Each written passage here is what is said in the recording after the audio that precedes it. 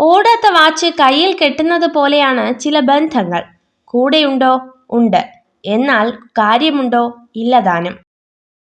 സമ്പത്തിന്റെ പിന്നാലെ മാത്രം പോകുമ്പോൾ നഷ്ടപ്പെട്ടു പോകുന്ന ഒന്നുണ്ട്: സമാധാനം. ഒരു നുണ മറയ്ക്കാൻ മറ്റൊരു നുണ പറയുമ്പോൾ ഒരിക്കലും തിരിച്ചു വരാതെ പോകുന്ന ഒന്നുണ്ട്: വിശ്വാസം. ഇവ രണ്ടും നഷ്ടപ്പെടാതെ നോക്കണം. ഒരിക്കൽ നഷ്ടപ്പെട്ടാൽ പിന്നീട് അതിനൊന്നും ഒരു പുനർജന്മമില്ല. വിജയികളുടെ കഥകൾ വായിക്കരുത്. അതിൽ നിന്നും നിങ്ങൾക്ക് സന്ദേശം മാത്രമേ ലഭിക്കുകയുള്ളൂ. പരാജിതരുടെ കഥകൾ വായിക്കുക. നിങ്ങൾക്ക് വിജയിക്കുവാനുള്ള പ്രചോദനം ലഭിക്കും.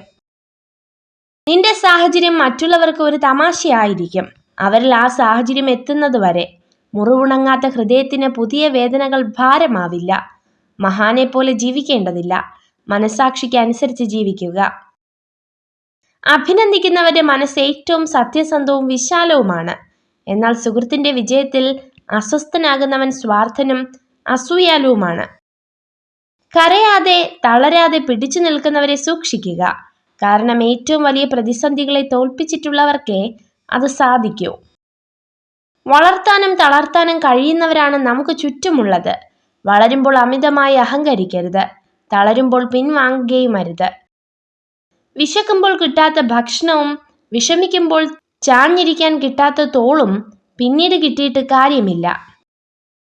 സ്വന്തം തുരുമ്പ് തന്നെയാണ് ഇരുമ്പിനെ തകർക്കുന്നത് എന്നതുപോലെ സ്വന്തം ഈഗോ തന്നെയാണ് മനുഷ്യരെ തകർക്കുന്നത്. ചില ബന്ധങ്ങൾ അതിരുകടന്നാൽ അവസാനം ഒരുപാട് വേദനകൾ നമുക്ക് സമ്മാനിക്കും. പക്ഷെ അതിനൊരിക്കലും അവരെ കുറ്റപ്പെടുത്തരുത്. കാരണം നമ്മൾ തന്നെയാണ് അതിനുള്ള അവസരം നൽകിയത്. അക്ഷരങ്ങൾ നിരത്തിവെച്ച് എന്ത് നമുക്ക് വായിക്കാം. വായിക്കാൻ കഴിയാതെ പോകുന്ന ഒന്നുണ്ടെങ്കിൽ അത് മനുഷ്യന്റെ മനസ്സ് മാത്രമാണ്. സന്തോഷമായി ജീവിക്കുക എന്നതാണ് പ്രധാനം.